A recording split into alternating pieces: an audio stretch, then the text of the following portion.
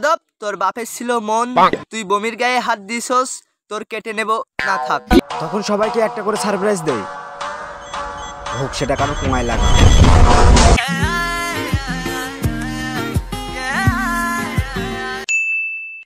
আপনারা সবাই জানেন টিকটক একটি প্ল্যাটফর্ম। এই প্ল্যাটফর্মে ভালো পোলাবান না, গাঁজাখোর প্রতিবন্ধী পোলাবানেরা ভিডিও করে থাকে। আজ আপনাদের সামনে তুলে ধরো বাংলাদেশের বিশিষ্ট বিশিষ্ট প্রতিবন্ধীকে, যারা আনাসে কানাসে ভাইরাল হয়েছিল। আর এদের ভিতর 3টে সেলিব্রিটি আছে যারা রাতারাতি ভাইরাল হয়েছিল। আর আপনারা যেন ভাবেন না তারা খাটে খেলে ভাইরাল হয়েছিল। যাই হোক, আজ আপনাদের সাথে 3 জনের নাম উল্লেখ করব। তো বেশি কথা না বলে শুরু করা যাক। ফার্স্টে আছে বমি, দ্বিতীয় আছে অমন, আর তৃতীয় আছে আপনারা আমার ভাই দীপু ভাই। তো গাইস লেটস গো। আমার আইডিতে পড়ছে না ভিউ, এবার ইউনিক ভিডিও করতে হবে। ভাই ক্যামেরাটা ধরতো। হ্যাঁ আপু ধরছি, রোল ক্যামেরা। হইলটা কি? আমি যদি একটা বিয়ে করতাম তাহলে দুজনে মিলে করতাম খুনসুটি, আর রাত্রে খাট ভেঙে আমি করতাম বমি। আপু তার মানে তুমি প্রেগন্যান্ট? আমি এক্ষুনি গিয়ে আম্মুর সঙ্গে বলে দেবো। আরে এটা কন্টেন্ট ভাই, তোরে 20 টাকা দিমু, তাড়াতাড়ি আয়। সত্যি আপু আমি কিচ্ছু জানি না, আমি ক্যামেরা ধরছি। তুই তো আমার ভাই না, ভাইরা ভাই। আপু তুমি কিছু বলেছো? তোর কিছু কি আমি বলতে পারি? কারণ তোর মুখ দিয়ে না, পাশা দিয়ে কথা বেরোয়। রোল ক্যামেরা অ্যাকশন দিয়ে দে। আপু রোল ক্যামেরা।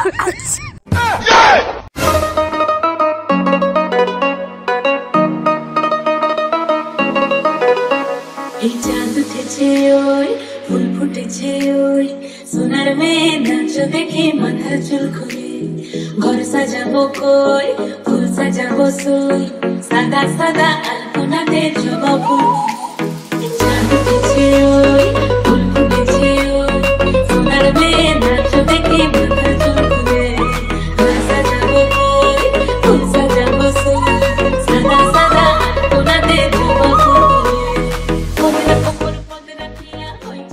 দেখুন গাইস, আমাদের বাংলাদেশের বিশিষ্ট টিকটকার যার কিনা 50 মিলিয়ন ফলোয়ার, সে আবার উমন ভাইয়ের সাথে পাল্লাপাল্লি নিচ্ছে। আজ আমরা বমির কাছে গিয়ে শুনবো তার জীবন কাহিনী। তো চলুন যাওয়া যাক। আপু সেই থামিস না, চালিয়ে যা চালিয়ে যা।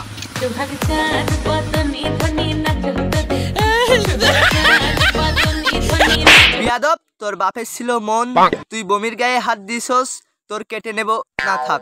আপুর গায়ে হাত দিছো, আপু আরেকটা লাগা, আরেকটা লাগা। আই মে, তুমি সাংবাদিকের গায়ে হাত দিচ্ছ, তোমার দণ্ডনীয় অপরাধ হতে পারে। স্যার আপনি রিপোর্টার? স্যার আমি বুঝতে পারি নাই আপনি সাংবাদিক ছিলেন। তা স্যার আমার অনেক দিন থেকে ইচ্ছা একটা সাংবাদিক আমার ইন্টারভিউ নেবে। আপনি জানেন আমি সস্তা টিকটকার, সবাই আমাকে চেনে। আপনি আমার ইন্টারভিউ নিলে আমি সস্তা থেকে সেলিব্রিটি হয়ে যাব। আপনি কি ধরেন বলেন, আমি সব প্রশ্নের উত্তর দিতে রাজি। সাংবাদিক মশাই, আপনার চোখ তো রসগোল্লার মতো হয়ে গেছে। আপু সব থেকে বলছে। চুপ, ভালো করে না দেখালে সেলিব্রিটি হতে পারবো না। সো গাইস, আজ আমরা চলেছি বাংলাদেশের বিশিষ্ট প্রতিবন্ধী টিকটকার মিসেস বমির কাছে, যার কিনা 15 মিলিয়ন ফলোয়ার্স। আজ তার মুখ দিয়ে শুনবো সে কিভাবে টিকটকার হয়েছিল। মিসেস বমি, আপনি কিভাবে এই টিকটকে চলে এসেছিল? কেন দেখিয়ে দেখিয়ে কি দেখান? আমি পা থেকে মাথা পর্যন্ত সবাইকে দেখাই। দেখিয়ে মানে আপনি কি বলতে চাচ্ছেন? দর্শকের সামনে ফুটিয়ে তুলুন। ফেসবুক পেজে যা দেখাই আমি সবাইকে টিকটকে তাই দেখাই। আপু এখানে অশুভ কথা হচ্ছে, আমি চলে যাচ্ছি। না ভাই দাঁড়া, আমি যাব। স্যার আজকে তাহলে থাকেন, আমি চলে গেলাম, আমার বাড়ি কাজ আছে। ঠিক আছে, আবার দেখা হবে, হাতটা দাও না।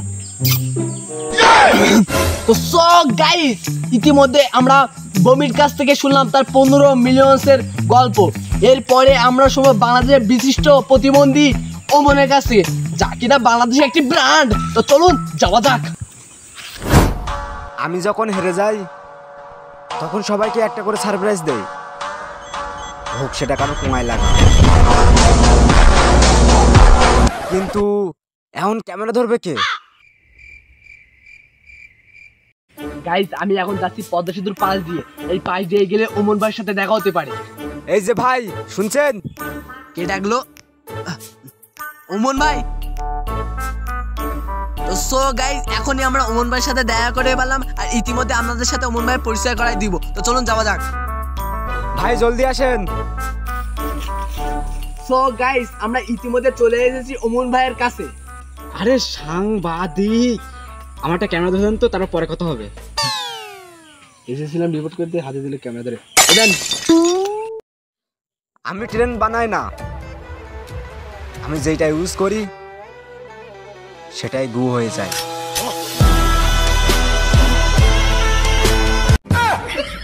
গু হয়ে যায় মানে? বিষয়টা বুঝলাম না। আরে মশাই, আপনি বুঝবেন না, আমি যেটা বলবো সেটাই ব্র্যান্ড হয়ে যাবে, কারণ আমার 14 মিলিয়ন ফলোয়ার্স। আমি সাতক্ষীরা জেলা থেকে ভিভিটি নিউজ চ্যানেল থেকে এসেছি আপনার রিপোর্ট করতে।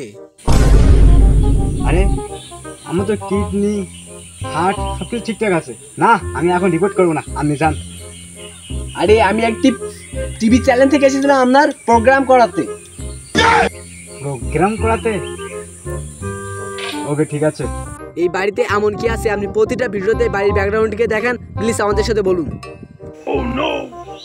আমাকে আবার হাট করে দিলেন। এই বাড়ির ভিতরে আমার এক্স ছিল, সে কিনা আমাকে প্রচুর ভালোবাসতো।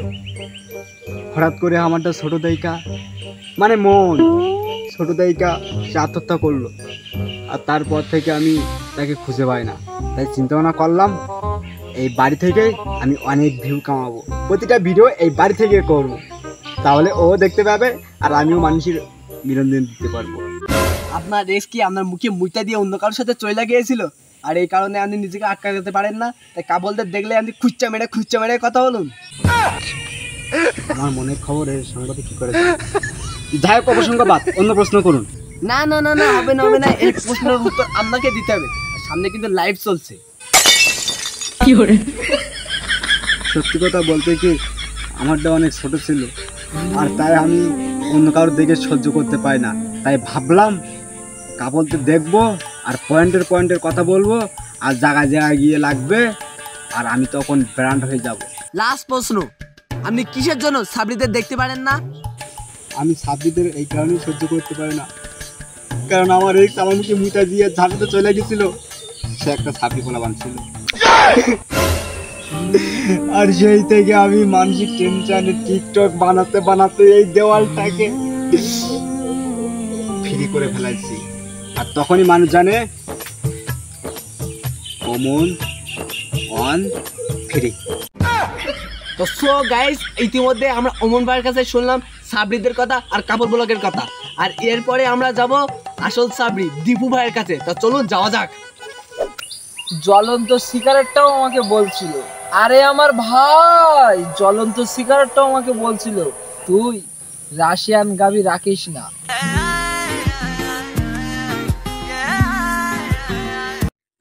সারাদিন পরে একটু ক্লিয়ার হলো। গুগানে হাঁটাহাঁটি করছে কেন? সো গাইস বেশি কথা না বলে গুরুগানে যাওয়া যাক। তো চলুন।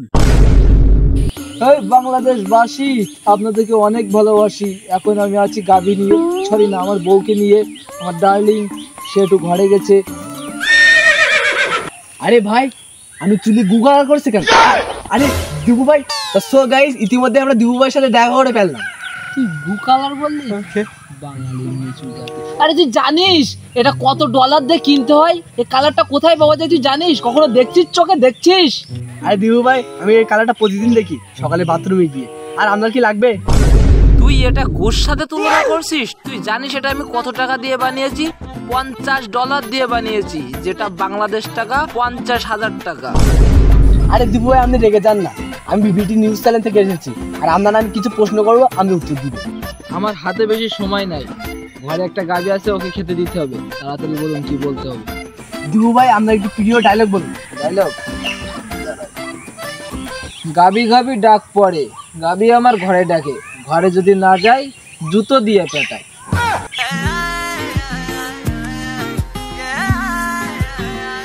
সুন্দর ডায়লগ। আপনি কিভাবে দুবাই এসেছিলেন? আমি খাই না হাপা, আমার নাম টোকাই, আর টুকতে টুকতে এসেছি দুবাই।